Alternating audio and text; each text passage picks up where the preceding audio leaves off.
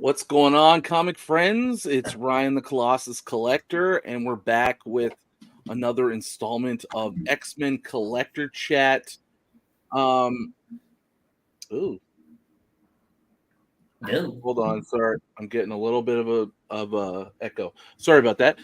So we're back with episode 8 of X-Men Collector Chat, and Dan and I are joined this week by Troy from Awesome Toy Box with Troy here on YouTube. You can also find him on Instagram at Awesome Toy Box Troy, right? Correct. Right. All right. Got it right. So Troy reached out to us, big X-Men fan, and wanted to get on the channel. And then also, of course, with an X-Men Collector Chat appearance comes membership to the Council of X. So we'll be happy to have Troy join us on our somewhat bi-weekly council meetings where we just nerd out on X-Men. But Troy, thanks for coming on tonight. Thanks for having me. Absolutely. Our pleasure. So, I mean, we've never chatted or had a chat before, Troy. So, would love to just kind of get you to talk to us about how you became a fan of X-Men. When you started collecting, what you collect. Just kind of give us a little bit of some background, some origin story on Awesome Toy Box with Troy. Okay, my origin story. Okay, so this is my third venture into collecting comics. I'm on my third collection. I think most collectors have that same thing, that they've sold the collection, got back into it. But yeah, I was huge. My actual channel started doing just on Funko. And if you can see right there, it's 98 right there. Mm-hmm. Somebody had it, and I had a pop they wanted, and I was like, you know what? Would you trade it? And he's like, yeah, sure, because he didn't like comics whatsoever. I love Deadpool, and that started the rabbit hole. And I've just been switching the comics for about a year now, just a little bit over a year. So all the comics you see I got now, it took me a year to get. You traded straight up a Funko Pop for the New Mutants 98? Yeah. It was a 7.0 and a CBCS. And I cracked it and sent it in and had it pressed, and it's now like an 8, I think. Yeah, nice. It's 8 now. Oh, very nice. That's a good. But yeah, I mean, some Funko Pop. There's Funko Pops out there worth thousands of dollars. The one I traded was like $400, I think, is what the value was. I forgot about that. There's an actual market there. Last year, I found a listing for a storage unit, and it was no face tats tonight. Sorry, no worries. I saw a listing for a storage unit full of Funko Pops, like massive amounts of Funko Pops. I got super excited. I'm like, I'm gonna try and buy this. Not that I want to collect them, but like I felt like I could make money on the storage unit. But then it was. I mean, obviously, I wasn't the only one thinking the same thing, because it went to an astronomical price, and I was just like, I don't know enough about what's in there to really justify this purchase. But I know there's some seriously rare collectible ones. If anybody ever gets bored, go back to my early post. You'll see at one point in time, my collection was valued about $65,000 in Funko Pops. You got to be kidding me! No, and now it's down to probably about $4,000. Woo! Wow, still a chunk. $50,000 collection of comics now, according to. Nice. I love it. So, Troy, do you still go after Funkos or toys at all, or is it like all comics all the way? I collect my favorite X-Man, which we'll get into, and Bigfoot. Other than that, I don't touch Funko no more. Your favorite X-Men and Bigfoot. Yeah. Nice. And if they ever make another Man-Thing, Man-Thing's my favorite overall Marvel character. Ding, Brandon. Talking to our friend Brandon's music to his ears right there. Yeah, I think he might be a little bit jealous because I got some statues and some figures and stuff. And hello. Before we keep going, it looks like we're starting to fill up a little bit in the chat, so I'll just shout out mostly our friends and viewers. We've got Eric from Side Quest. What's going on, Eric? As I said earlier, Brandon from Mon Comics, Bruce from Up North, Bruce, Josh from Sasquatch Comics, Seppuku, and and that looks like it's it for now. But they're having fun in the chat, and hopefully we'll have a few more as we keep going. So, you're like a year. I want to know about this transition between the Funko Pops. You said that like you've gone back and forth between collecting, Funko Pop, or like you had a comic collection, you sold it, eventually you got back into Funko Pops. Is that right? Yeah, I got into Funko. And then now it sounds like, or whenever that happened, however many years ago that was, you transitioned then back from Funko Pops into comic books. I was in the Funko Pops for probably 5 years. And I switched over to comics. It's not even. I don't think it's even been a year yet. I think it's about this time. Yeah. Oh wow! So this is all super recent as far as this transition. And look at your wall. I mean, you've been doing it, man. Well, basically, my wife is very don't help me. So, but basically, what I've done is every pop I sell, I use that money. She don't care if I spend that money on the comic. So that's exactly what's happened. As I sell one, it goes straight into the other one. Perfect. That's awesome. Yeah. It's nice to have like the fact that you had a collection that could just fund your new collecting habits and your new obsession. It's a nice way to start and get into it for sure.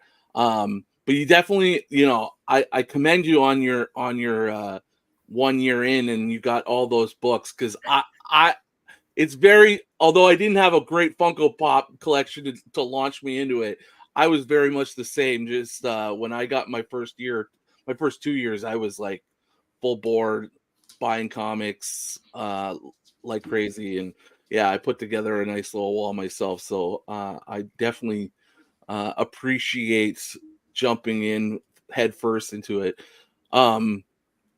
So you mentioned a favorite character, a favorite X-Men character. What is that? The people are dying to know. Kitty Pryde. Oh, Kitty baby. Pryde. All right. Or is it Lockheed? I think it's a mixture of both. Oh, cool. But yeah, the only two Funko Pops. Kitty Pryde. And that's awesome. Let's hear it. Explain yourself, sir. Why are you such a Kitty Pryde fan? Because she's probably the most underrated X-Men that they have. I mean, if you've seen the What If where she kills the White Queen, that's freaking. I mean, come on. She can. Who can't she take out? I hear you. She can do a lot with that phasing.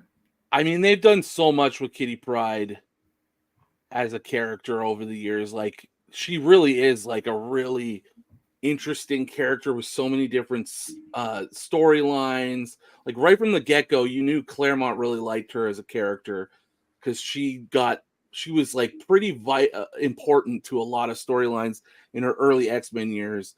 And I didn't read Excalibur, but then she goes to Excalibur. She was a huge part of that. And then in the more modern stories, over the last decade or two, she's really had some interesting arcs and storylines as well. I always felt like she was like, she is us, kind of like she was the first placeholder for like the new introduction of the new character in the X-Men team. She was the young person, the reader who was us, kind of going along with everybody in the team. And that, so I always felt like I could kind of relate a little bit when I would read about her character. I agree with you, because like when I started reading back in the day in the mid 80s, she was a new collector. She was like the baby of the group, And now she's like one of the old school. So it's just to see her grow and how pivotal she actually became she's interesting. For sure. And a woman of masterclass in many a costume. Yeah. Yes. She had some growing pains with the costume. Yeah. You mentioned that you 3 times into collecting. What were like the entry points? And then I want to know the entry and the exit. That's points. what I was just going to say. And the exit points. Like what kind of like brought you in, got you out, back and forth? Okay, I is the poor man dabbled back in high school. Back then when you had to be secret about it because if you were. And that was when you were first into it? Yeah. That's when I very first got into it. I wasn't really into it that much, but my parents, they owned an antique store. And they got probably 100,000 comics in an auction once. And they let me go in. They like, you can have some of them. And it makes me mad to this day because I didn't know what I was doing, but I had almost the entire early Claremont run and pretty much just gave them away because that was my first thing. I just but they were all in there. I mean, literally they busted their tire twice driving these comics back, and they had like a loading van. So that's a lot of weight, a lot of comics. This was in high school. Sorry to clarify. High school. Yeah. This early 90s, not to date myself. Sure. But, yep. And then I got out right as the bubble popped, basically. I think one of the last comics I bought myself before I totally got out was the Stephen Platt Moon Knights. You guys there, which I wish I still had because they're outrageous. So when I got out of college, went to college, no place to take them. So I sold. Actually, I didn't even sell. I gave them almost 90% of them away to people I knew. And then when I got back out of the military, I was just looking for something to do, and I started collecting again. I got probably to about maybe 2,000 comics, and my ex-wife now was like, you've got to get rid of something. You can't be having all these different hobbies that take up too much room, what have you. So, I didn't have nothing like major in comics yet. So I was like, I had a lot of issues, but I'm very much a completionist. So like if I get issue number 1, I'm going to end up with all of them. So I was like, okay, this is going to go away. And then of course, Deadpool kicked in this last version. So wait, so you're telling me that the stuff needs to go, the wife telling you you need to wind this stuff down. That happened like just last year. No, that happened. That was when I got back out of comics. That was in 2008. Okay. So I had been out of comics since 2008. I had not touched a single issue until actually it'd be about this time, probably last year. I got that Deadpool. Got you. Yes. I can empathize when you said you wish you had those books that you had from high school. Like I feel like so many people in our age range, have those regrets about like things they let go. Like I didn't collect comics too much when I was a kid, but I had tons of the 80s, 90s GI Joes and like Ninja Turtle action figures. And I ended up just like selling them all in like my own little garage sales I would have, just trying to like get enough money to, go to 7-Eleven. Yeah, buy a pack of cards, like stupid whatever, stuff like that. But like had I kept all that stuff, it would have been amazing. But you want to hear something heartbreaking? Yep. You guys, I don't know your ages, but I feel like I'm older than you probably. Maybe a little bit. In 84. We're me and Ryan. Yeah, we're both hitting our 40s. So yeah. Okay, so I'm in the latter half of my 40s, but Target that did comic packs much like Walmart does now and stuff like that back then. And I used to have 10 sealed packs that all had Incredible Hulk 340 in it. Every one of them. And they were sealed. I just had them in a stack. And it's like the 3-pack, right? Yeah, it was like 3 of them. And it was right like in the poly. Oh and man. just gone. I just got rid of them, and that's like one of those things that like if I would have took care of those.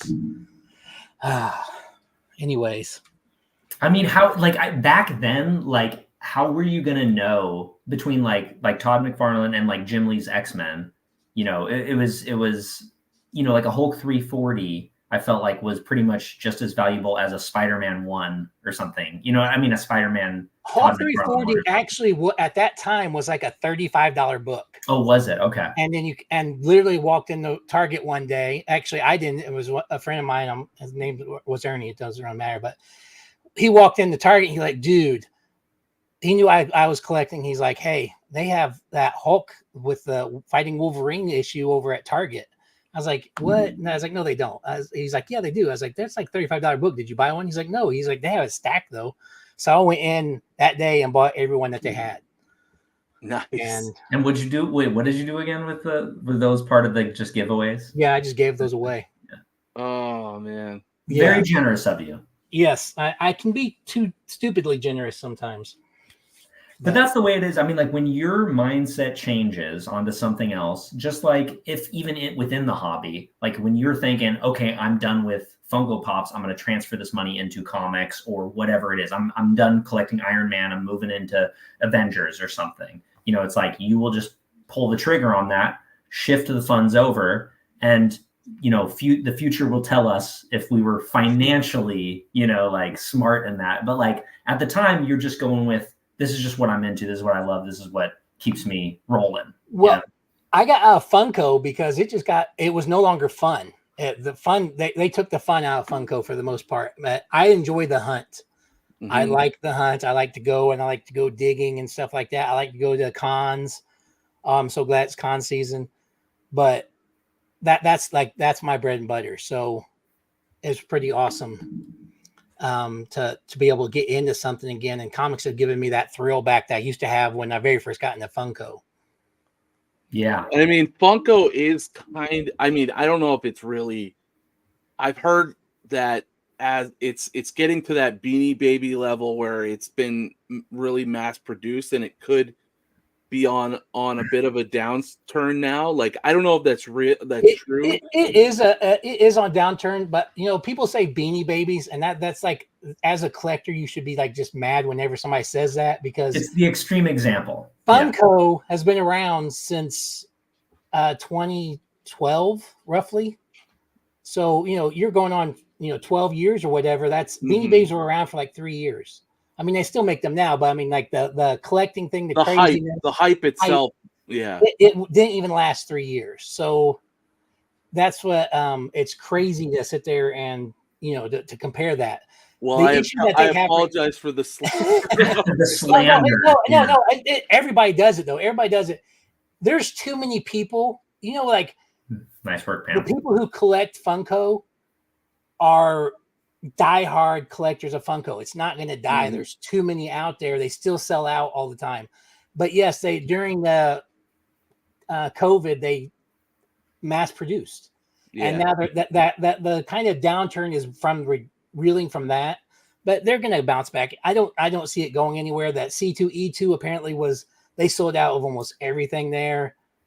So anytime I've ever seen a booth at any event, I've gone to like flea market, like mass outdoor flea market events, and there is a Funko Pop stand, and there's people of all ages all over the place. There's not enough workers to handle all of the questions and requests coming in. So it always amazed me how that market stays going. Yeah, ever since the get-go too. Like in that 2015 time, I remember being like, are people really paying this price for it? This isn't going to last. And, here we are 10 years later, still strong. So, and by the way, welcome Ryan. Thanks for jumping in with us. And shout out to Ryan who left the latest Lunch Money Comics video to join us tonight. Thank you. The great thing about that is you can always go back to where you left off, right? So.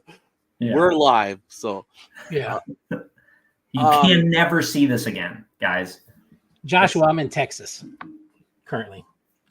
So Troy, you say you're a completionist. are you collecting any runs, like and looking to get like a full on run or multiple runs of certain titles? Like Josh from Sasquatch, he's got a complete run of X-Men from start to finish, like 1960 whatever to now. Is that in your kind of plans, or what are you kind of working on? So I've finished New Mutants. I finished the X-Men that started with Jim Lee. Nice. All those like 200 adjective lists. Okay. Yeah, the non-uncanny. And I am, let me see. I actually have it pulled. I have it. I'm 91 away from completing the Uncanny X-Men. Wow. From 1 to 5544. Wow. So yeah, I'm pretty close to. I mean, I'm only missing 9 issues of the Claremont run. Oh, Nice. wow. That's So- awesome. That's And really I good imagine progress most of for 1 year. Yeah, yeah. But the thing is, I'm very much collection before condition. Like I don't have to. I don't care if it's a 9.8 or 9.6. I just, if it's in my collection, I move on. And then once I get a full collection, that's typically when I'll go back and get my key issues or my favorite issues in a better condition. The never-ending cycle. Yes. Troy, I don't know how many times I've also had, like, you may just not even intend to make a run, but you'll just have you'll have issue 6, 7, and 12, 13, 14, 15, and you're like, oh, I can fill in that gap, and then Let me see if I can the ball is rolling, and you're off to the races. You can see my wall here. Oh yeah, yeah, But it's stacked. I think those I are saw all just my about comics. every copper And then piece. actually, I'll just open it just to. Great display. Oh man, it's all The full. closet is full too. So like literally, I think I'm sitting at 6,000 comics now. I think's what I'm at to. Wow. But a lot of it's like, I've found that if you buy a collection, Mm-hmm. it's cheaper in the long run, typically to get some of those tough issues. So a lot of that is stuff that I end up like. I had no intention of collecting X-Force, but I bought a collection that had a huge run of it. I had no collection collecting Deadpool, but I have the first, second, third, and fourth series complete that I bought in a collection. So it's and then you get in there, and I got like Peter Parker, SpiderMan. I got almost that full set now. So like, so then do you have an intention with those types of runs that you've collected? Like, do you think that you're gonna move those on to fill in the other places, the other spots that are missing in your other runs? Or do you think it's one of the things that it's like, hey, it feels kind of good to hold on to those, and it's going to be a pain in the ass to sell them, and I'm not going to get much money for them anyway, so I might as well hold them, kind of a situation? It's definitely one of those things. Like I go through every time, every now and then, like when I'm going through and organizing stuff, and I'll pull out more. Like I have a box next to me that's full of comics I'm getting rid of. So I look at it like, am I really going to read this? Am I really going to get to it? And it goes in there. Yeah. Well, the great thing too now, like you're gonna get pretty connected to a bunch of X-Men collectors. So, Josh is just saying, throw out what you need, Troy. Maybe some of us have what you need for sure. You'll definitely have your chance to maybe do some exchanges and stuff with the guys. We all got dupes. We all got dupes for sure. And it's funny. I'm not like I'm sort of a completionist, in the sense that like I started with I want to collect the Claremont run, and then I was like, oh, but I really like the Silver Age, so then I wanted the Silver Age run. And then I decided, okay, I'll collect the reprints in between those two and just go 1 to 300. Now I'm nearing the end of 1 to 300, and I'm starting to think, maybe I should just get the entire Uncanny. Like that's kind of where my head's at right now. So I wouldn't be surprised if that's kind of what I decide to do in the future. But I kind of just doing it in increments until I make the decision to just do the whole thing. So my intention was just to get my favorites from back in the 90s and stuff like that I wanted. But when I got back in, I went to a comic shop. I made the mistake of picking up a newer issue of an X-Men and reading through, and I'm like, what happened? And then, they always have the little C issue, blah, blah, blah. And there were so many of those, and I was just like, heck with it. I'm getting them all in the story. And then once I have a whole run, that's when I go back and start reading it. Oh, dang. So like you're waiting until it's complete. Yeah, so I just started rereading the X-Men that Jim Lee started. I think I'm on issue like 26 or something like that now. Okay. It's that's kind of what Eric from SideQuest was saying. He has a hard time reading a run if there's holes. So he's much like that. He's crossovers is what drives me crazy. I can't. Oh yeah. Because I started reading something, I can't remember what it was, but like the third or fourth issue in, and it's like to see the continuation of this and blah blah blah, and I'm just like throw the comic down, like I'm gonna go get that. I guess now I gotta. Even if I'm not reading it, I will. It bums me out to flip through and not see it in sequence. In the like even like slabbing a book. I was like, oh, I gotta slab this book. Well, now I need a replacement. Because I'd have to flip through just to look at them, Well, variance is what gets me though. Like newer variants, I don't really care about, but like Uncanny, there are a few variants in there that are hard. There's a rogue cover that's a variant. There's a couple of just really weird variants that just came out of nowhere before variants were a big thing, and it bothered me when I'd be watching somebody and they're like, oh, I got this. And I'm like, oh, God damn it. I got to put that in I need that. my language. List it. Yeah, you good. Yeah. But yeah, I hear you. That's kind of one of the things that, and I'm sorry, Ryan, you were going to say something. No. Go ahead. I was just thinking that the between the variants, and no disrespect to the variants. Like I understand that's a whole nother, almost like a genre of collecting in itself. Or artists that do variant covers.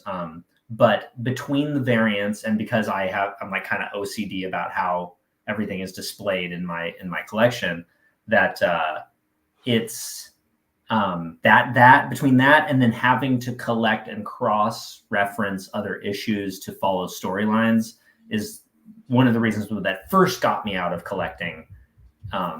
Similar to like you were in high school. For me, I was just feeling confused and frustrated.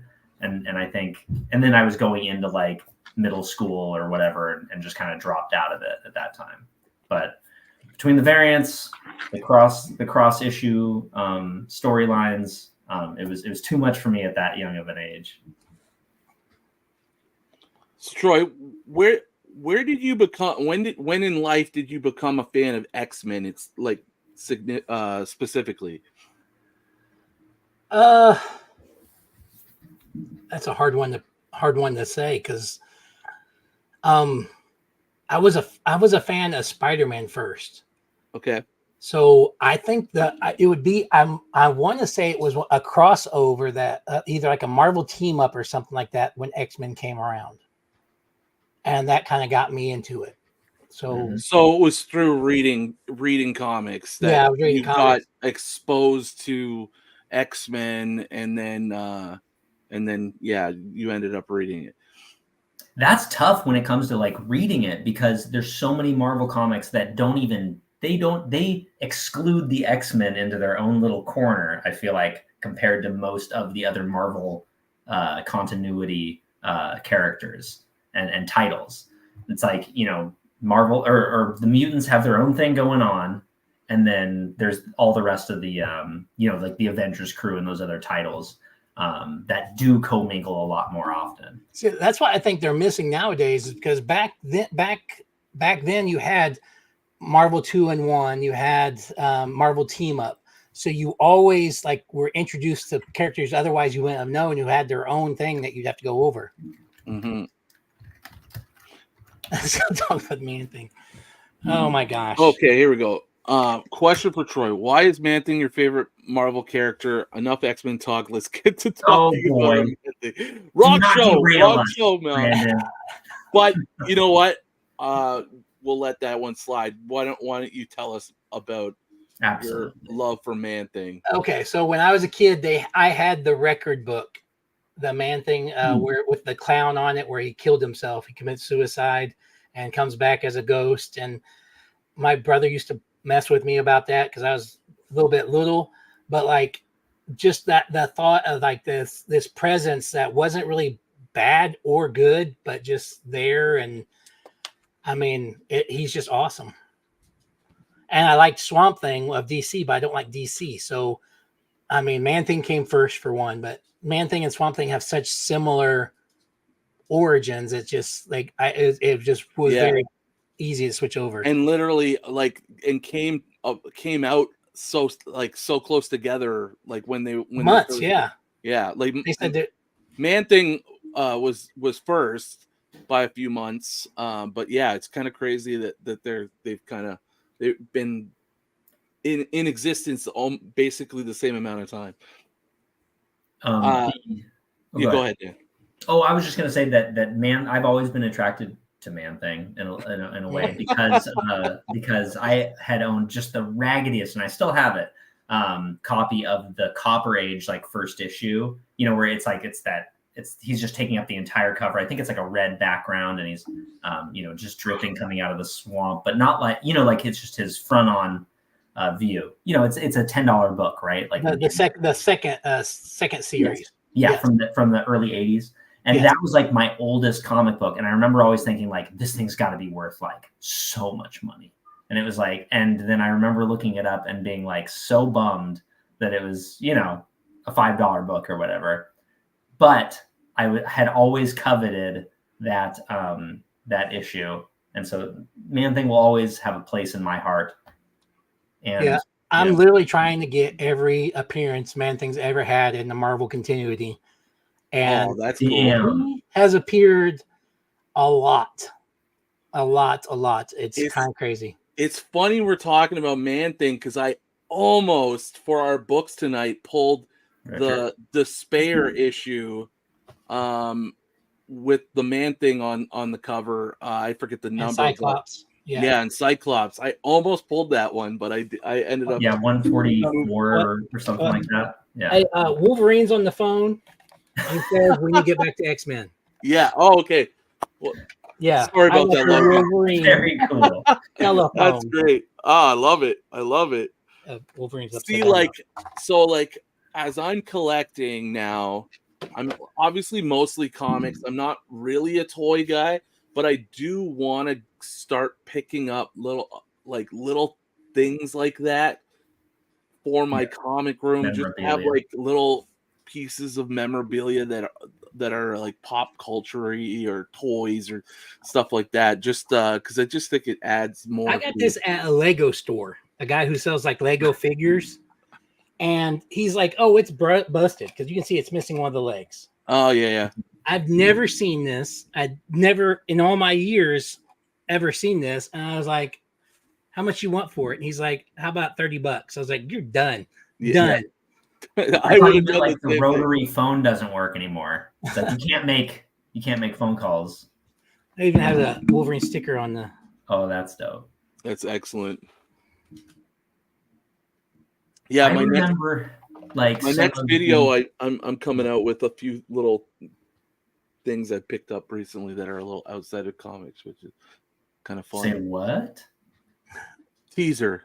Give us Tune in for the next video. Okay, all right. So Troy, I asked if you had some toys. We'll get to the comics a little later, but if you got a few little items, I would love to just, since you are awesome toy box with Troy.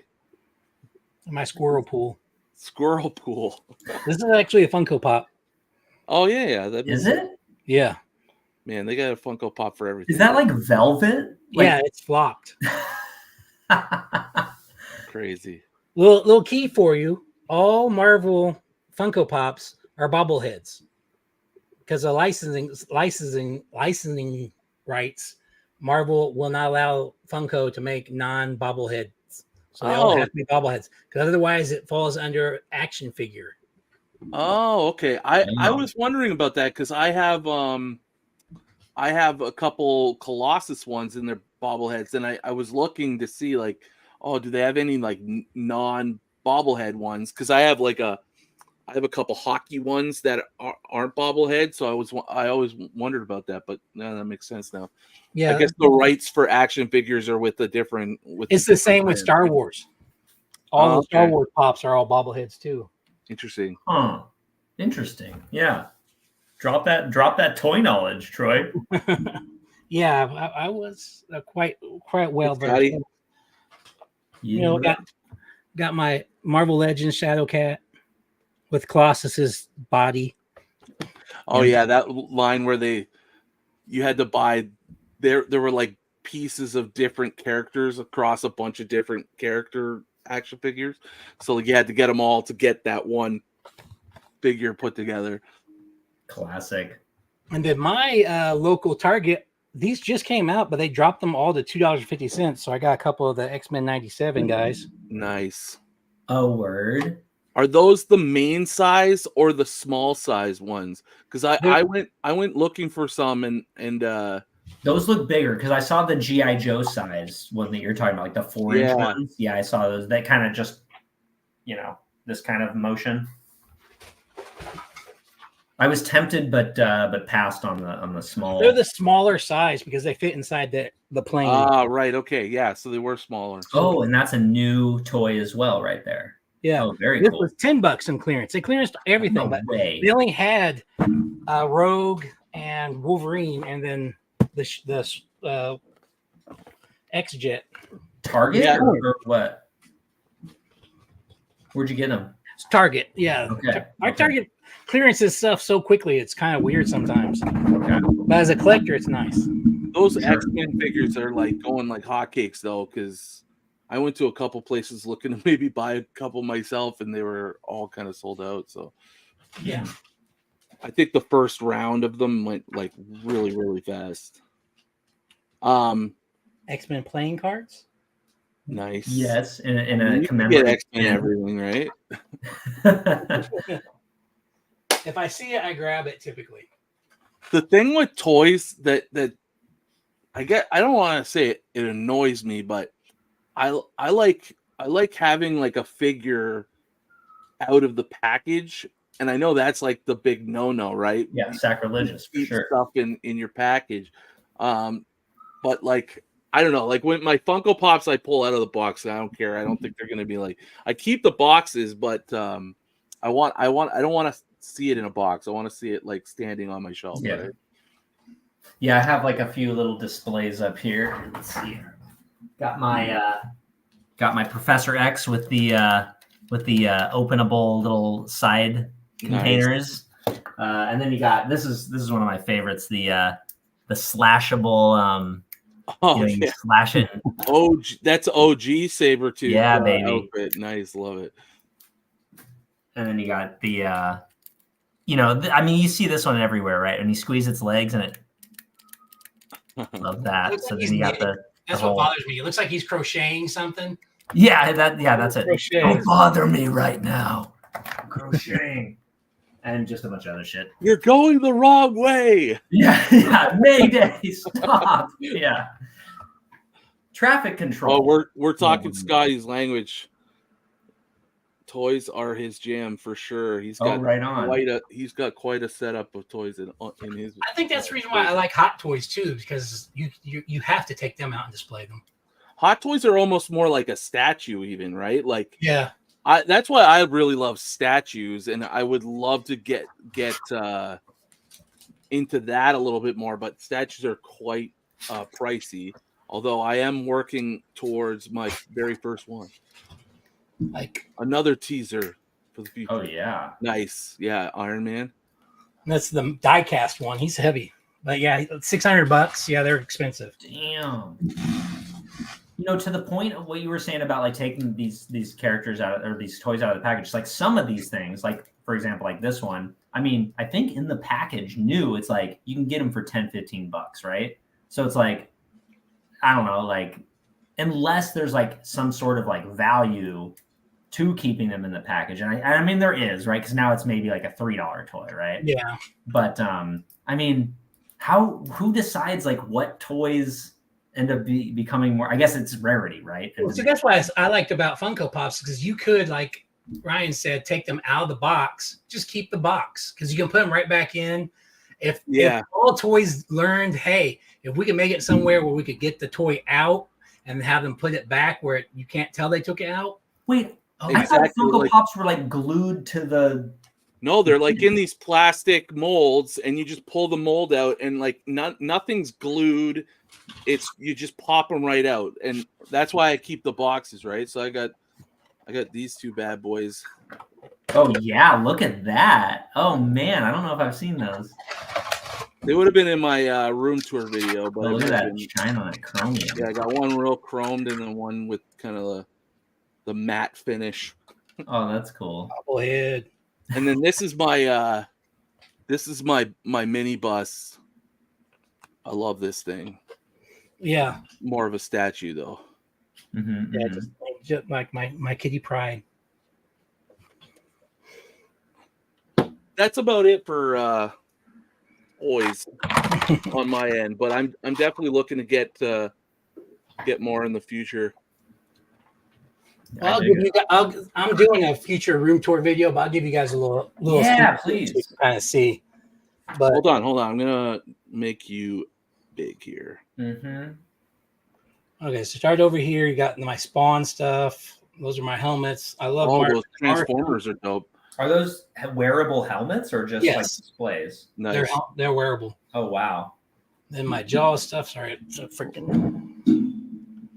Then over there you got my Batman and some more Star Wars. Yeah, I collect Monopoly. There's my G.I. Joe helmets. Oh, Cobra Commander, nice, love it. Up there you have my the He-Man stuff. Sorry, I'm trying to see as I go. On the fly tour. Over here, then there's what I have left of Funko and the sodas. Yeah, I remember looking at one of your older videos, and like the Funko shelf was like way higher, and now it's just like your comics have just kind of taken over that side of the room. That's my Man Thing shelf. Oh, Brandon. And then Brandon needs a Man Thing shelf. And then up there's the rest of the He-Man ones. Oh, those are He-Man. Yeah, the Revelations. And those blackout curtains to keep those pesky UV rays out of the room. Pesky sun rays and love it. Oh, that's killer. So, what are you reading through right now, Troy? What are you kind of trying to? Oh, you said you were still doing the XMen. Yeah, I just started reading the XMen. Okay, so I got Mon wants to show you my deadly. I have a deadly Man Thing.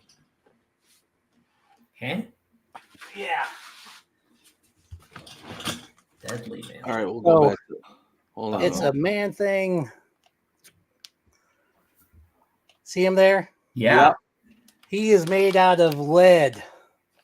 Oh, no way. There's a sign. Oh, where is it? Right there. A lead figurine. This collectible item is not designed and intended for play by children under 14. Do not dispose of.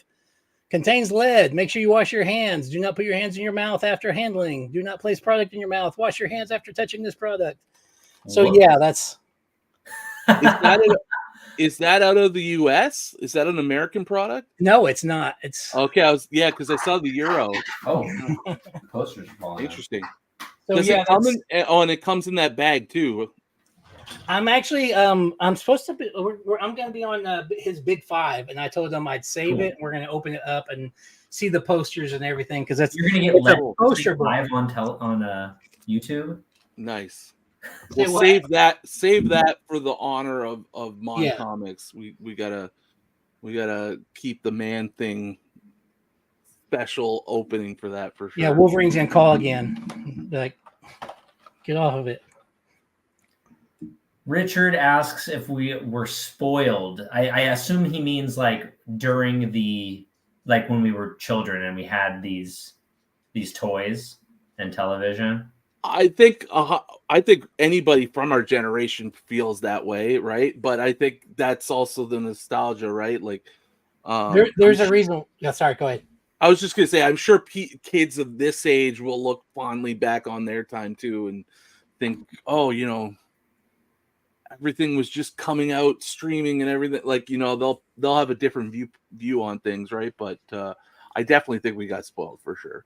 Well, there's a reason why like Robson's making those $1,000 self-transforming Transformer toys. Yeah, it's because people our age was so spoiled. We're like, we want that back, and now we have the technology to make it better. Yeah, get better and better. Yeah, those things are really, really cool. I just saw the Megatron tank that came out, and that's wild. See, I drove a tank, so I've been trying to use that angle to get my wife to let me buy it.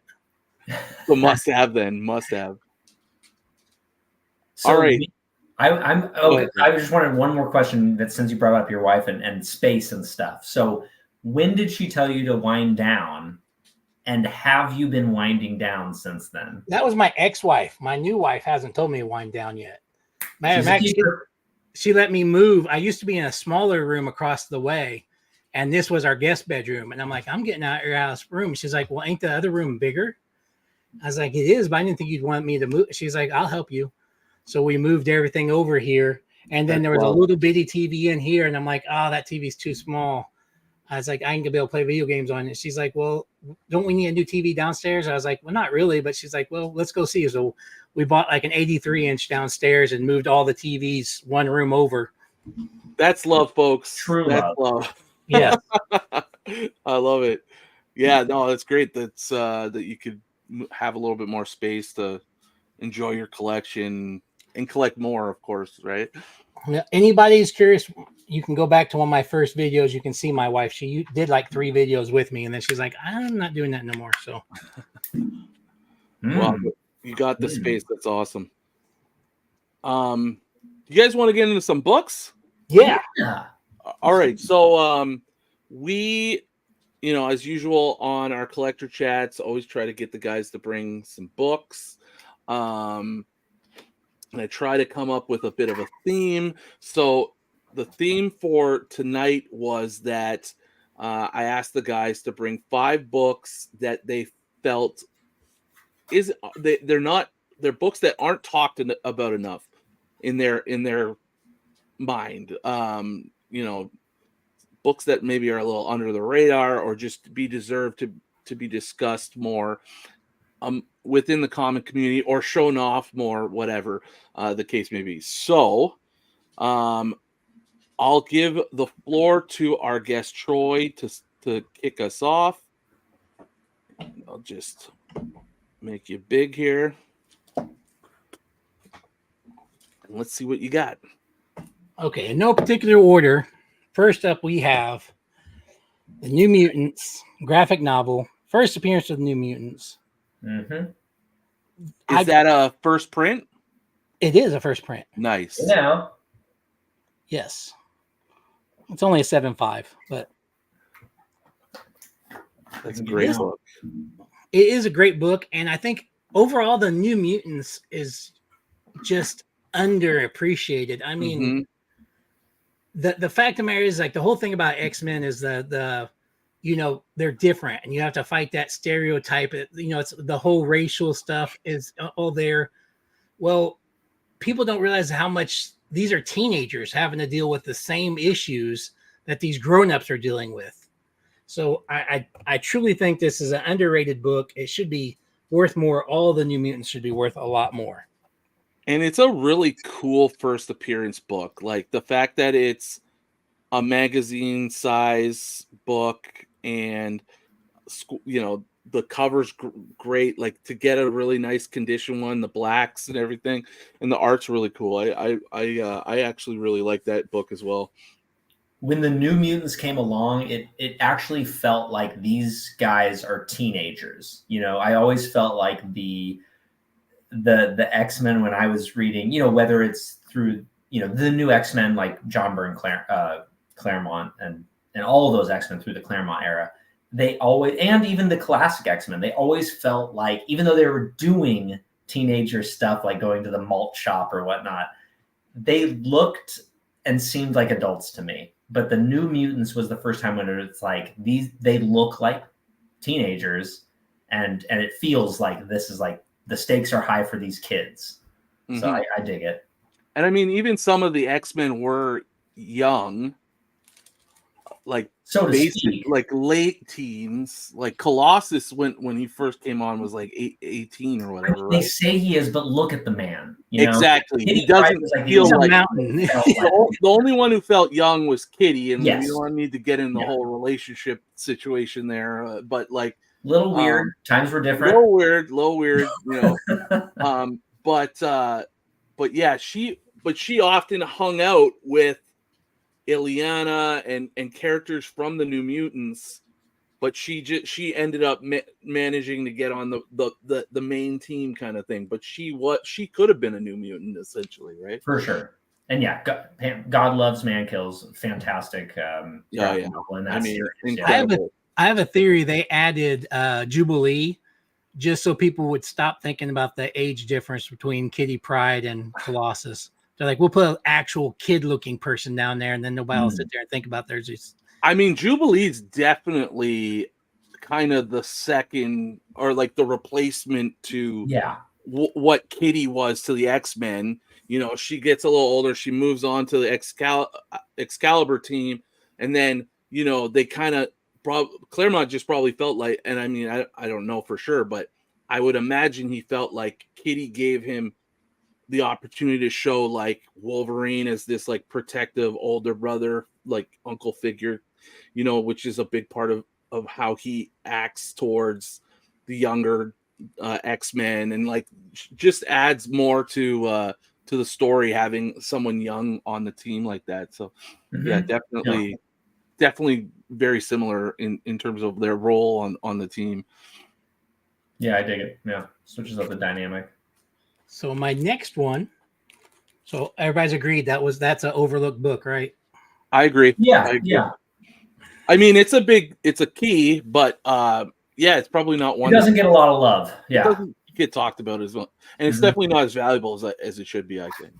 And then sticking with that, not as valuable as it should be. My next one is XFactor #1.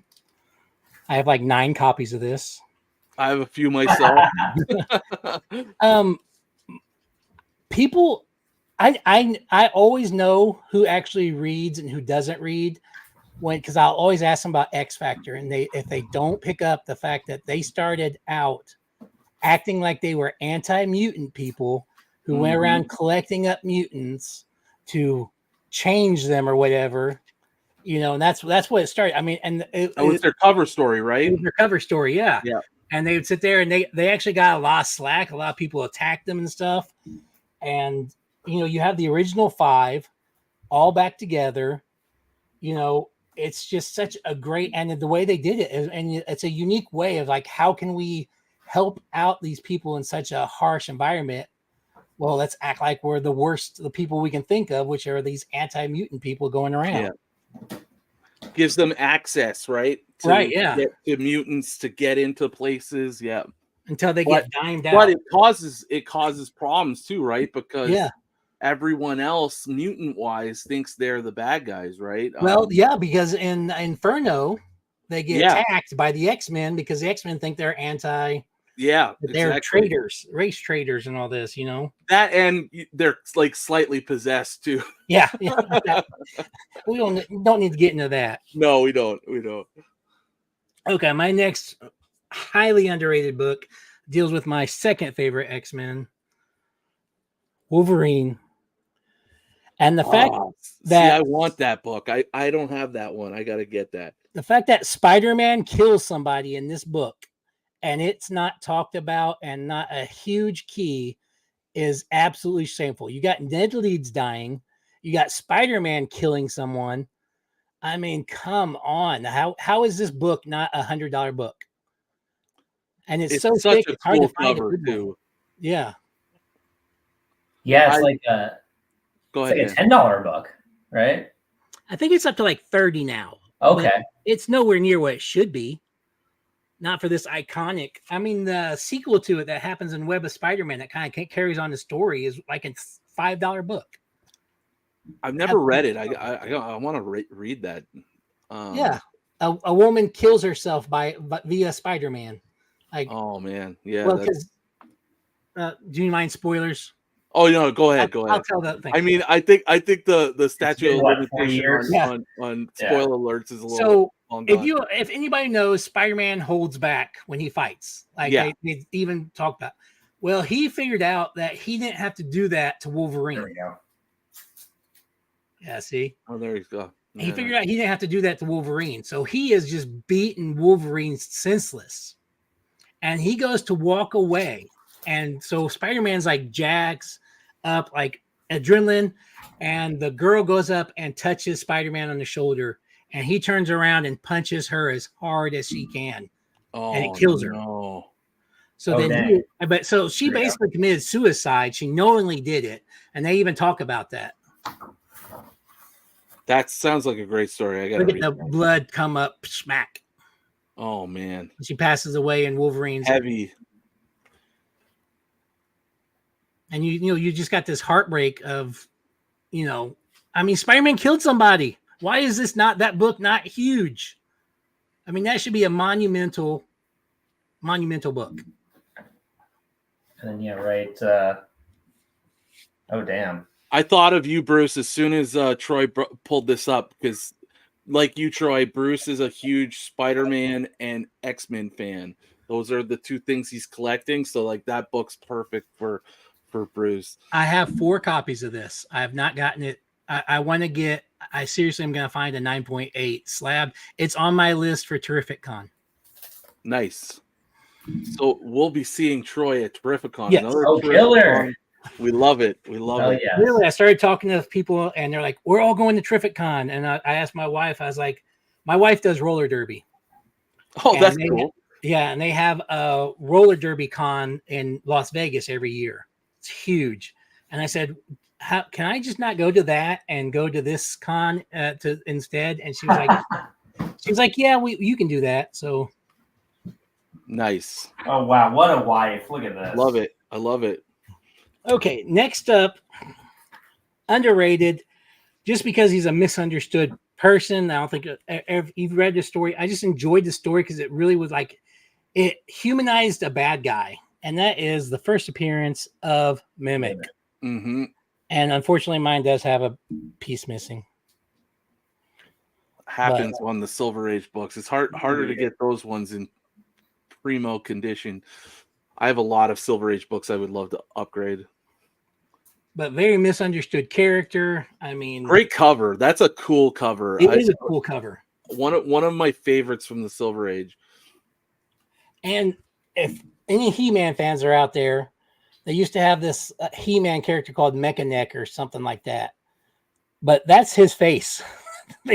whoever made that, because I mean the goggles and everything's the same. I wish I could find a picture of that, but just go look him up. Wonder if if Mimic was a bit of a inspiration for that character. That'd be interesting to find out. Yeah, I think it had to be the other way around because this is way before He-Man. That's what I mean. Mimic would have been the inspiration for. It had to be there. It had to be. But okay, so my last book, and this is one should be huge. I mean, huge, because it is the death of Wolverine, the real death of the original Wolverine, and that's Uncanny XMen Annual number 11. Favorite. I love that annual one.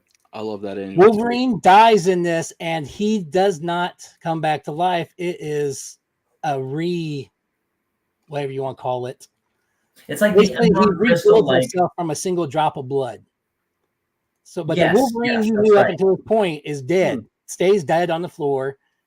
He becomes. I never really thought about that. Yeah. So the real Wolverine, he died. This is. I got to go back and read that. I've read it, but blood touches the amulet or something, and it drop reincarnates him, and he uses the power to turn him back to revert himself to the way he's supposed to be, and everything, and he fixes everything, and he has a chance to be basically a god. And says, that's not me. That was this guy. I'm not a power trip like that. And the ending where he's sitting, at the very end of this book, he's kneeling on a sword, kneeling down with a sword in his hand, with his head down, looking down like he's like thing. And they just talk about how he's looking over the X-Men as their like guardian or whatever. Oh my gosh, absolutely killer. But yes, the original Wolverine died. It's never been retconned that I know of. And there's this panel. There's where he gets hit with that staff thing or whatever it is. He gets hit in the back in the spine.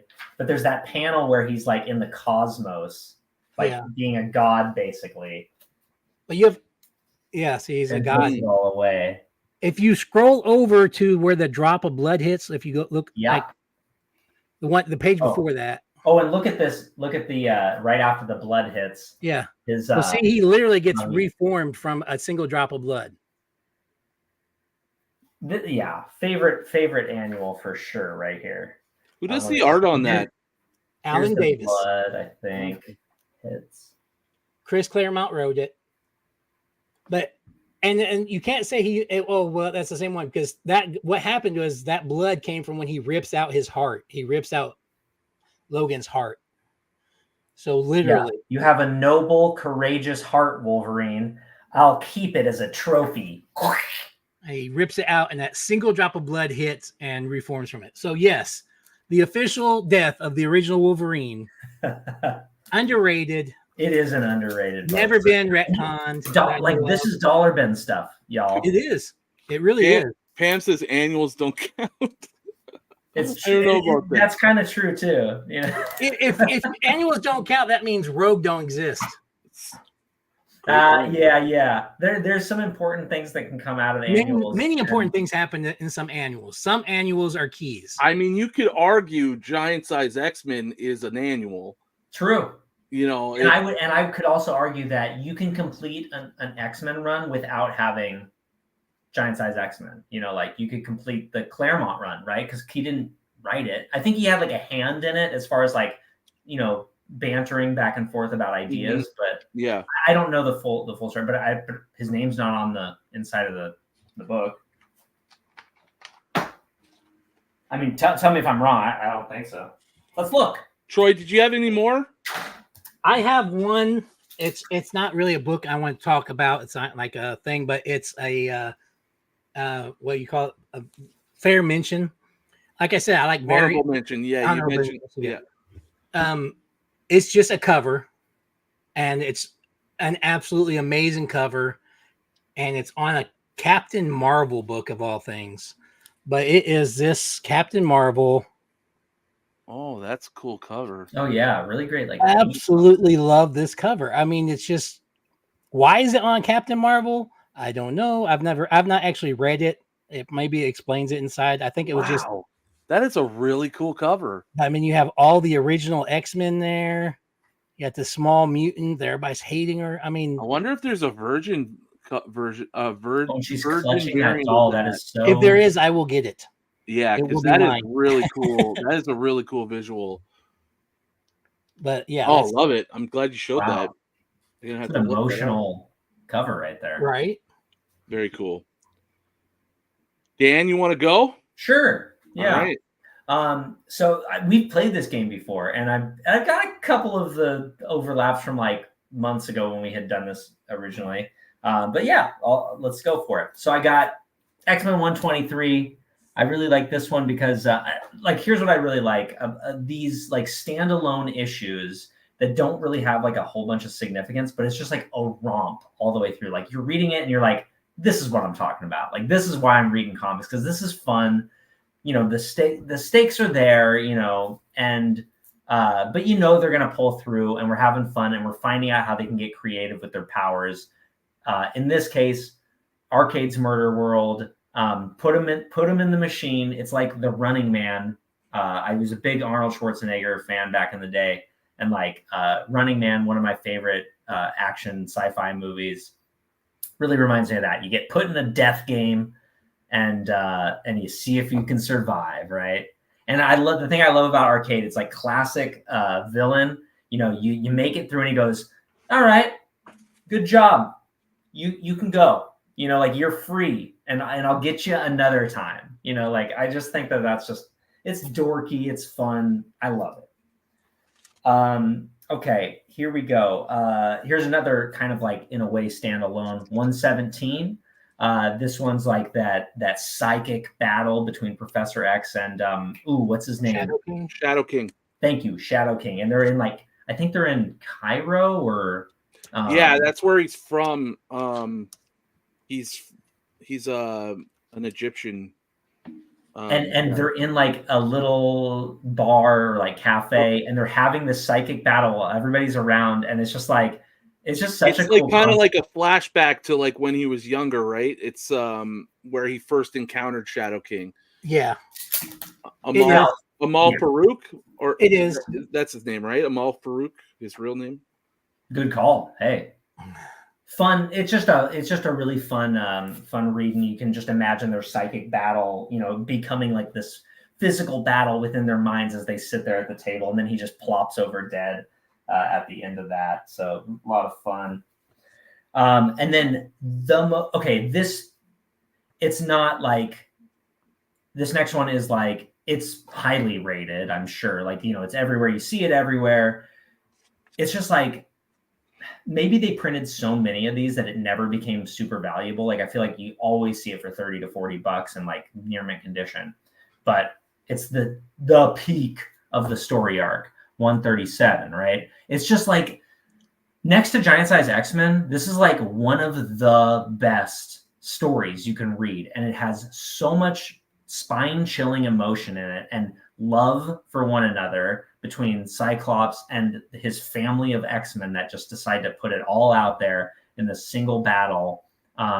It's just a beautiful moment in battle, and standing up for what they believe in and that they believe in each other. And it's just it's a beautiful thing. And I just like, I brought this because I was thinking like, and such an excellent cover. You just wish it didn't have that big stupid ad banner on the top. I'm banking on this someday, you guys. You're going to win that 25,000. Inflation someday is going to get so crazy that this will be a $2,500 book. I'm counting on it. Okay, and then another one that I feel like just doesn't get its just desserts is your first Callisto and Morlocks appearance. Really, I mean, like, cool perspective. The rat up in the rafters, you can't even really tell unless like you really get close, like because the inks are so dark on some of these. Yeah. And like it's not a great cover, but the story of Callisto and the Morlocks, I just love the idea that not all mutants are beautiful, like it appears, and that some of these powers are useless. And then you can really kind of understand the scope of the battle that these mutants are under in a social aspect, that they're freaks, and they can't contribute to society, and therefore they've, some of them go into a life of crime, or it's just a really cool concept that I think is really important to understand to understand mutants and the way that they live, and how there can be these different factions of mutants living amongst humans and amongst mutants, and they can disagree and have different opinions, similarly to the way that Professor X and Magneto have their own opinions about how they should overcome their suppression. You know what though? Like, speaking about Morlocks, like the Morlocks are a big part of the X-Men stories, and like you would think their first appearance would be a little bit more significant, because they pop up all the time, the time, and they're pivotal in like a lot of big stories, like the Mutant Massacre and Inferno, and then like I don't like they're huge in the cartoons, and like they're just really like a well-known group of mutants that plays in a lot of story. Yeah, Richard pointed it out there in the chat about the it was a great show in the original show, like that. I think it was a 2-episode. I can't remember if it was a 2-episode thing, but they also had like Storm fighting Callisto to become like the leader. Like it's just so it's just so cool. All right, moving on. Giant size X-Men. All right. Hear me out. Okay. Yeah, I gotta hear the logic on this one. Okay. Gets a lot of love. Great cover, but I mean, you don't got to read the original one, right? But I am telling you, if you've never read like the digital version, whatever, the story here and Dave Cockrum's like art is so dynamic. Like look at some of these panels here, and it's just so, You don't have to sell me on Giants. the story itself is all self-containing. It's an origin story of each character. They all join the team. They join the team. They fight. There's like against each other as far as like their ideas. They're a mishmash of folks. They go in. The island is a monster. And they battle it and they accomplish, they succeed. It's just like next to 137, it's just like a complete amazing story that is probably my favorite of all time. And it's kind of one of the reasons why I'm leaning on getting just an upgrade version of this year or next year or whenever I can afford one, to get that high grade copy, because I love this comic a lot more than I appreciate Hulk 181, even though that is another one definitely on my list, and someday I'm going to own that. This is just one that I have like a lot of love for, and I wouldn't mind having a second copy of that. So that's what I brought for us here. Well, Dan, I never say no to seeing a copy of Giant Size X-Men, but I don't know if it met the criteria of the ask, but that's okay. Well, hey, I got 5 there, right? Didn't I?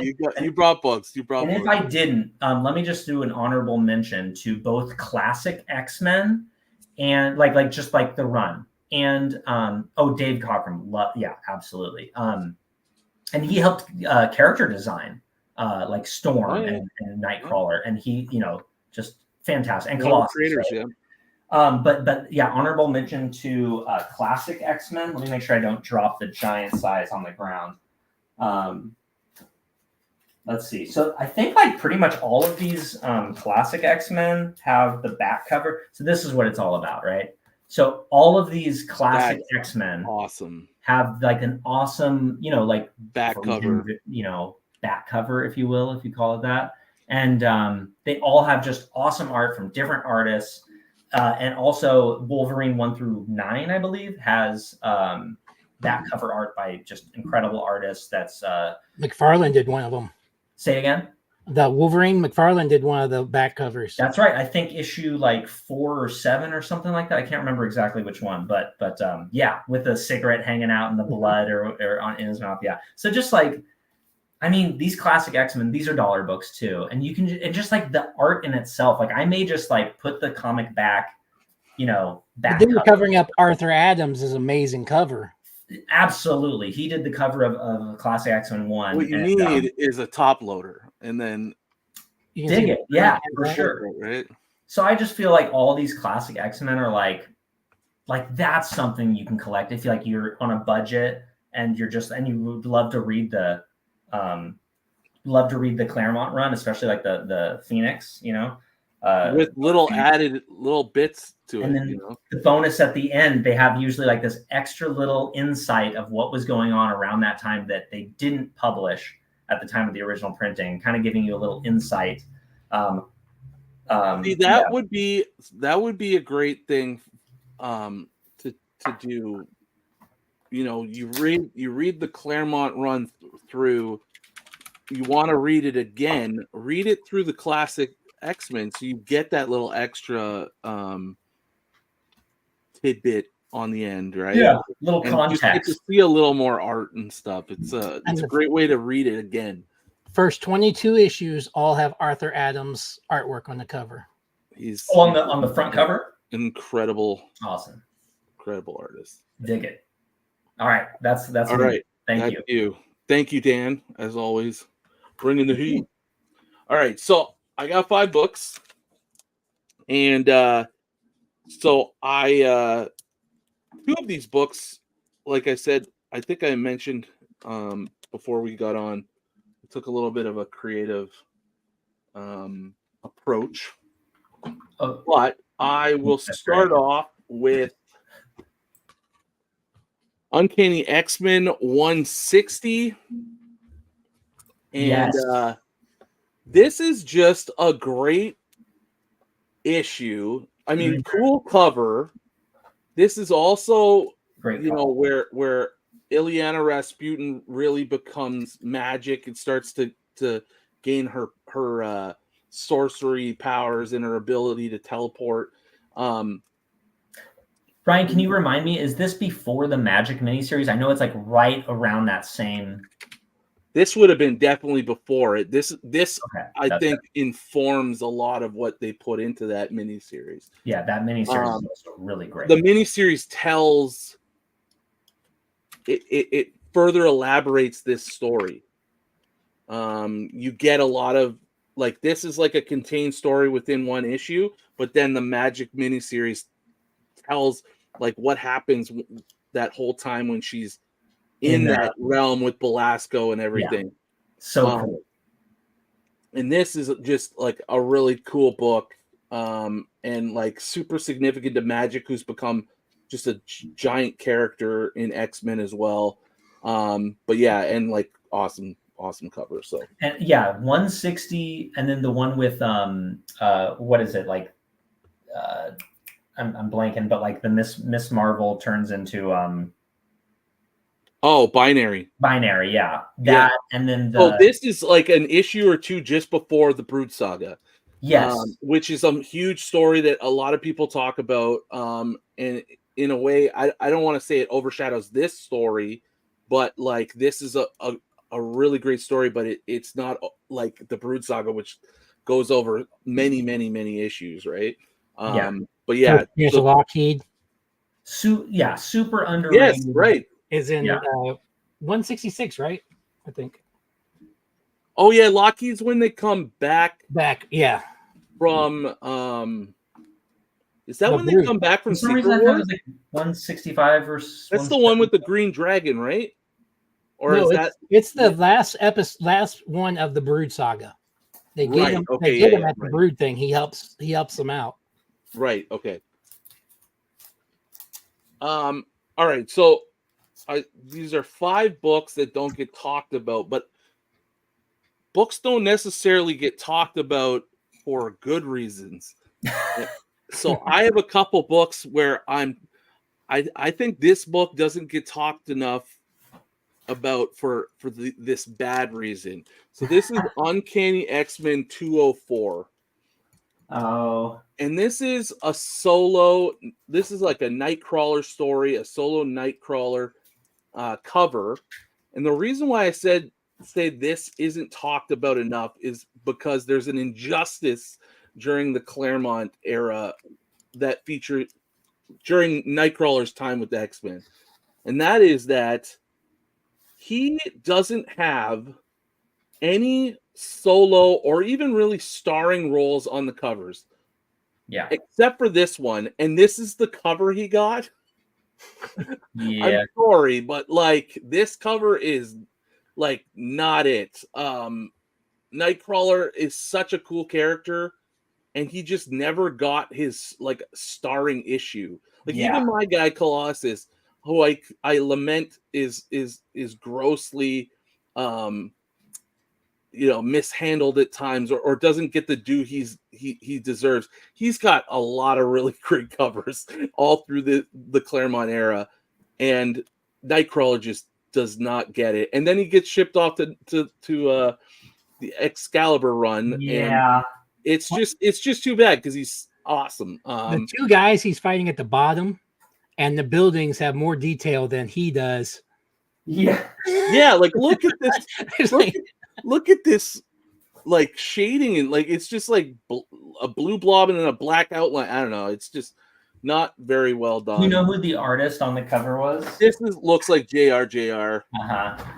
I would put money on that's JR. This is a rush job. I mean, the art inside's the deadlines. Nice. but and the story's good, but we need to talk about the fact that this is the best they could do for Nightcrawler during this era. Not good enough.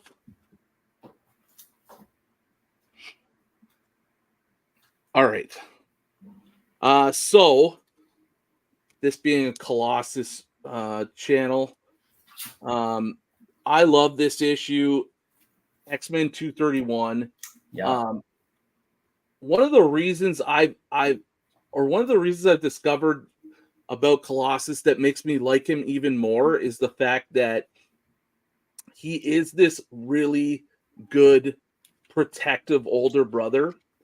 And this story is like an awesome story about Colossus coming to the rescue of Illyana in another dimension against Sim here, and all the demons of that I forget what they call that Limbo, right? So and it's also kind of touchy because Illyana thinks he's dead, so he kind of actually, it's more like he's a dream or an illusion that he's come to save her and protect her. Anyways, being an older brother to two younger sisters, I just love that aspect of Colossus, and this issue's a great example of that, and I've always liked this one. Plus, he just looks like an absolute tank in this this cover. He's got like a 10-pack going on, and anyways, wearing that bikini. Beast mode. Yeah, he's got the 80s short shorts. Yeah. It's been a minute since I read that. Isn't his, because he's metal, don't he like hurt the demons extra? Ain't they like, doesn't his skin hurt them apparently? I think that sounds familiar. It's been, I haven't read it too recently. But yeah, that does sound I feel like familiar. that's because he like punches one and like dies or something. It's like because of his metal. And that actually, that issue, that storyline really plays into Inferno. Like some of the things that happen in that issue come back when Illyana's dealing with the demons kind of at the same time as the X-Men and XFactor all through the Inferno storyline. So it's a good one to read before you get into Inferno. All right, so this next one, another cover, another book that should be talked about more because of the ridiculousness of it in a negative sense. Uncanny X-Men 195. Yeah. What I don't like about this cover, there's a couple things. This doesn't really happen in the book. This is like, I don't know where this came from. This is Bill Sienkiewicz cover. It looks like Wolverine's gonna try and kill one of the Power Pack. The thing that happens in this book is, and speaking of Morlocks, the Power Pack kids kind of get kidnapped and brainwashed as basically replacement children for one of the Morlocks. X-Men. The X-Men go down there to try to save them, and Mask actually turns a few of them ugly into like basically to look like they belong with the Morlocks.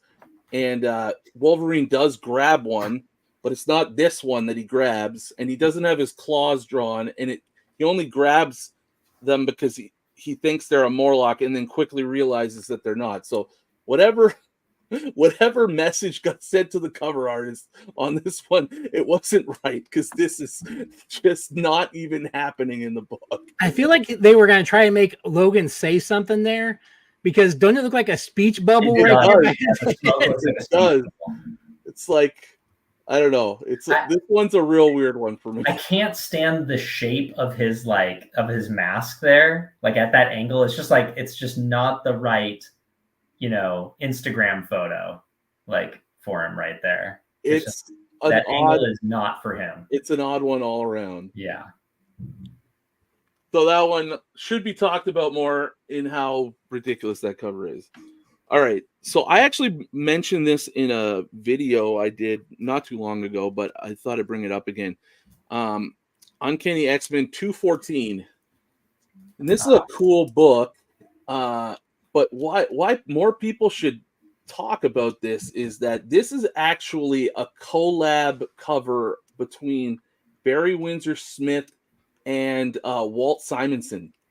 They did this cover together, and I think this, if anybody knows of another one, let me know. But I think this is the only time they ever did a cover together in Marvel. And then it's a cool story. It's Dazzler gets possessed by Malice, one of the Marauders, and a few different X-Men do. But it's just a really cool cover by two legendary Marvel artists.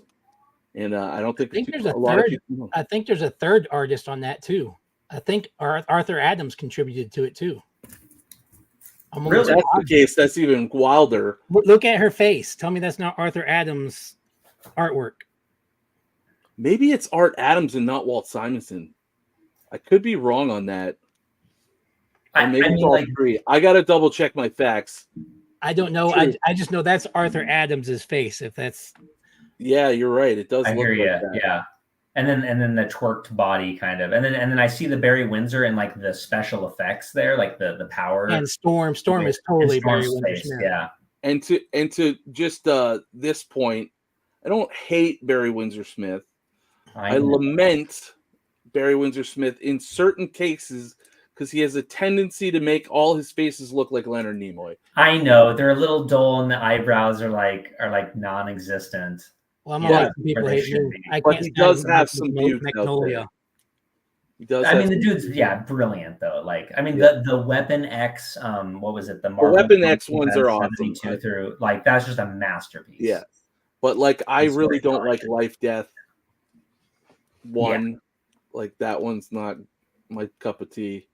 Storm looks like Leonard Nimoy, and Oh, 22 Comics was saying, is that when the Dazzler joins the? Yes. The word. Nice. So that is my 5 comics. 22. Look at me knowing stuff. Before we wrap, I did want to just ask you, Troy, have you been watching X-Men 97 and like what are you thinking of that? Before we wrap, we're going to be here for another 2 hours now, aren't we? Oh my goodness. I have been watching. I'm not buying Gambit being dead. I'm thinking spoiler alert. Yeah. Spoiler, sorry. If you ain't watched it, then why are you here? Yeah, I know, I get it. The thing is, if you've been on Instagram or anything and you're looking at comics, someone's already spoiled that for you. 100%.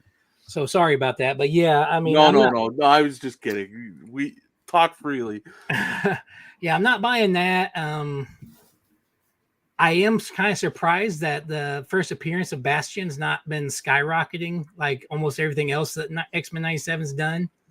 I mean, they even made Executioner's first appearance go up. I mean, come on. We were talking about that with the council, and we were just wondering maybe it has a little bit to do with the fact that Bastion. I mean, it's a pretty small part that reveals him, and then maybe not a lot of people know who he is yet. I think as the next episode comes out and he's like way more part of the storyline, maybe we'll see an uptick on those books. Would be a good time to just go and grab one right now, maybe, because they're coming into the trifecta 3-episode story arc to end the season, and it's going to be a lot of Bastion. So if people don't know who Bastion is now, they will in a few weeks. X-Men number 52. The series that Jim Lee started. Yeah. Where his first appearances. Oh, is that adjectiveless X-Men? Huh? Number 52 in adjectiveless? That's yeah. It? Yeah. Okay. Yeah, I feel like if I saw that in like a dollar bin, I'd pick it up. I don't think I'd be hunting it for like, I'm guessing it's like a $5 or $10 comic, right? It's $1 comic, I think. I mean, it's on the cover. I'm trying to see if It's got Bishop, and he's like stretched out, and it's a junk comic. I mean, literally. Let me see what cover price actually says it's at right now. I'm sure that if like $4. Well, how much? $4. $4 right now. Yeah, I mean, I don't even think I like want that for my collect. Like if I'm not like owning the run, unless you're gonna buy a stack of them and then flip them when they get to 10. Exactly right. Like they're only going to 10. I mean, I would want one just to have one, and there it is. It's in my box like that. I love having X-Men comics, but I'm not really like thinking I'm gonna go and make a couple hundo on some first bastion. Right, yeah, $10. I could see that. Like I could see people flipping them on Instagram or something for like $10 or something. Like I feel like I did that for a little bit, like buying like $1 book and being like, this is a $5 book I could sell. And then I realized pretty quickly, like, not really worth all this to do that. It's a terrible. I mean, it's back when Dark Beast was around. If anybody remembers those issues, terrible storyline. I mean, Josh at the council was saying it's part of that like dark hole in the 90s when a lot of people stopped reading, and he's just very of the 90s. But I think he'll be a cool villain on the cover. Interesting choice to go with that. Yeah, I mean. If you're into the 97, it is a good issue for you because it does have Sinister in it. It does have, Bastion in it. I mean, there's some key things there, but the book's just not there for me. Yeah. I have it because I have the run, but still. But you're enjoying the show. Yes, very much. Right on. I feel like I haven't heard many not, I don't know. Ricky likes some of it, but other than that, he's the only one who's had like a not loving everything kind of. But also like, and Ricky is kind of the perfect person to find that counter argument to it because like I mean he's a hipster, he likes the niche things, and he will, and anything that's really popular that he's not like totally into, he will tell you everything that is probably wrong with it. And even his opinion is kind of like, I can understand why it's really good. It is really good, but there's definitely a lot of stuff that's over the common person's head.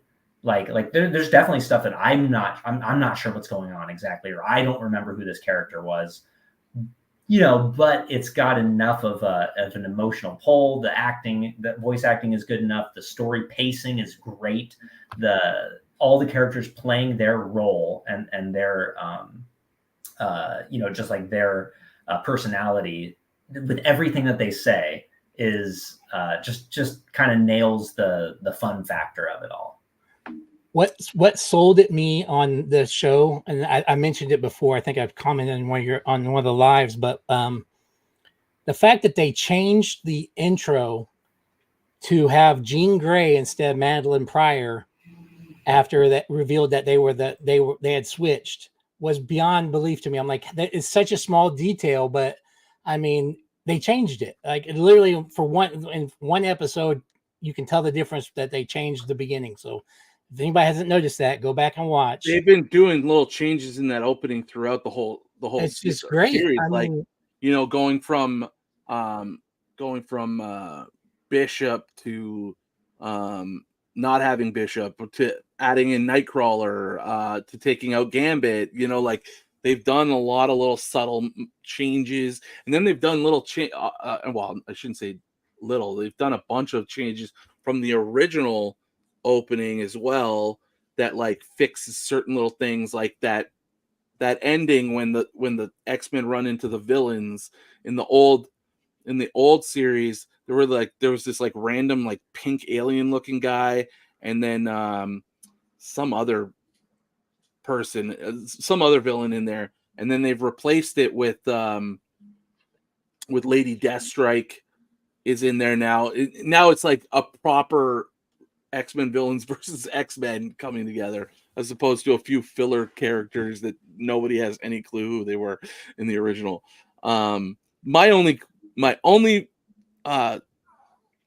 insult or my only critique to that opening is just the I've been saying it a few times, just the level of the music's not up enough. Like it doesn't come on with a lot of volume and a lot of like gusto. Like I felt the original would pop on, it was loud and you just get right into it, whereas I find the current ones just not pumped up enough. There's this thing called volume on your control. Yeah. I know, but I don't want to have to do that. I know what you're talking about, though. Yeah, it used to be like, and yeah, like, it just like it cuts in, right? And now it's like, yes. it starts really quiet, and then when it comes in, it's just not as. So this is lacking a little bit for me, but I get hung up on little things like that. Yeah, you want the double electric guitar. Yeah, dude, I want that 90s vibe back, man. It reminds me of Simpson. How fun was it to watch the intro change? Yeah, that's a great point. Like the Simpsons, having those little Easter eggs and stuff like that. It's a great great thing to just like look forward to. And it always does have like little different scenes and like just pointing to maybe things that might be in the episode. It's like the Watcher showing up. Oh, right. Yeah. Oh, that was really cool. Most people did not notice that, and I was like, I was, and it sucked because I watched it with my wife. Like she wasn't paying attention, but she was there. I'm like, oh look, the Watcher. And she's like, who's that? I was like, never mind. It's a great addition because although this isn't like, and they haven't really come out and said that this is like has any kind of like canon to the MCU. We've learned now through What If and through the MCU multiverse that like everything's kind of up for canon, right? Like everything's just a different multiverse, right? A different universe. Even in Doctor Strange, when he's going through all those different universes, like there was a hellscape, there was a black and white thing, there was like paint and like literally anything could be part of this Marvel multiverse now. So having the Watcher in the sky like that was a nice little nod to that fact, I thought. Yeah, between like the recaps, the intro, and the entire episode, there's just not a moment to miss. Like you can never. How many times have you guys like started the episode and just meant to like pause it because you're not ready for the recap, but it skips the recap and goes to the intro? That happens to me all the time anyway. Like I'm watching it on my PlayStation, so like I'll press pause, but it's like the skip intro button. I pretty much turn it on and just let it play. But I'm really looking forward to rewatching, but I don't want to do it until it's all out. So like I am actually really looking forward to going back in and like seeing more details that I've missed. But I've been purposely like only watching it once, so that second time through still feels really fresh, but I get to do all the episodes all at once. And that's really kind of what I'm planning to do. It's going to be fun. Love that. Yeah, I'm down.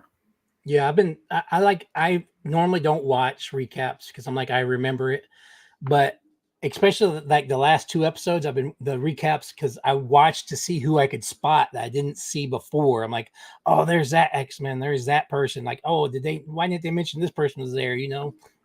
Yes, and similarly to the original cartoon, they would say like previously on X-Men and show the stories, but it may not be the last episode. They're just setting you up for this is going to be relevant. Exactly. Stuff that's relevant to the episode.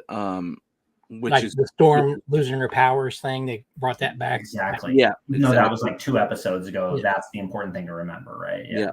Dig it. Or like this last one, they showed a little bit of Nathan being born and then like being taken back, and then Cable comes in at the end of the last episode. So yeah, it's nice to just get those little hints of what's about to come. I still want a Cable movie with Josh Brolin, just Cable.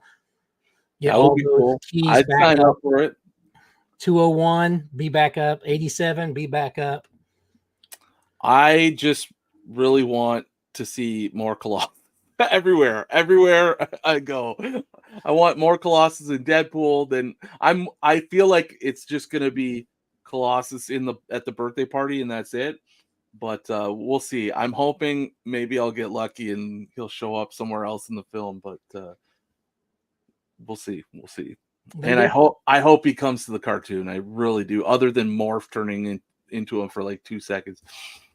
They gotta bring him in at least for like a moment, just for the fist pumping, that we can. Well, do. It looks like they're gonna bring, like there's some rumors about Forge and like an XFactor, because in the original cartoon he was the head of XFactor, with Havoc and Polaris and stuff. So like, who knows, with this like huge ending, there might be like, maybe there's like the Avengers come in, like, you never know. There could be a lot of I'm excited for the next 3 for sure. Yeah.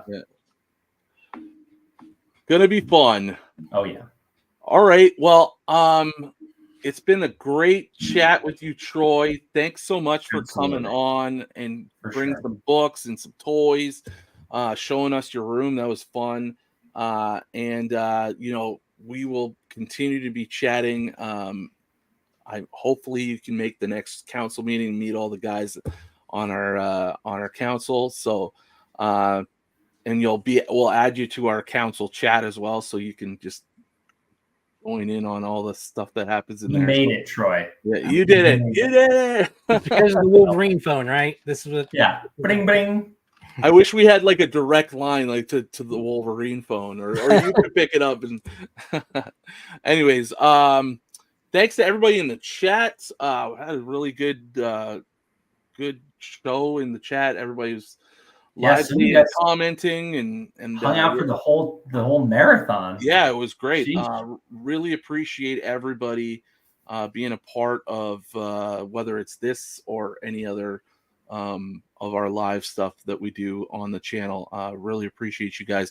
If you aren't already, I'm pretty sure everybody who is here is already, but if you're not, please consider subscribing, hitting that like button, commenting, and please also subscribe to Troy here on YouTube. That's Awesome Toy Box with Troy, and you can find him on Instagram at Awesome Toy Box Troy, as well as Dan's X-Men Comics on IG as well. I'm sure they would appreciate a follow and connecting with them as well. So thanks to everybody for watching, and we'll see you on the next council or X-Men chat. Have a good one. Peace.